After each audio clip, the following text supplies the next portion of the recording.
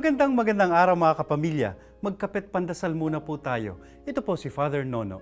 Mga kapamilya, sa panahon po ng Kwaresma, ang panawagan sa atin ng simbahan at ng banal na kasulatan ay magbagong buhay, conversion, talikdan ng kasalanan at magbago ng landas. Sabi po ni Father Ron Rolheiser, sa banal na kasulatan, ang orihinal na salitang ginamit ukol dito ay metanoia, na isang salitang Griego. Napakaganda raw po ng ibig sabihin nito. Meta means above and noia means mind. At pag pinagsama, above mind o ibig sabihin, pag-iisip na hindi makamundo kundi makalangit. Ibig sabihin, pag-iisip na makadiyos. Yun daw po ang ibig sabihin ng pagbabagong buhay o metanoia. Ang pagkakaroon ng pananaw o mentalidad na makadiyos. Aminin po natin mga kapamilya, madalas napakababaw, napakamakamundo ng ating pag-iisip.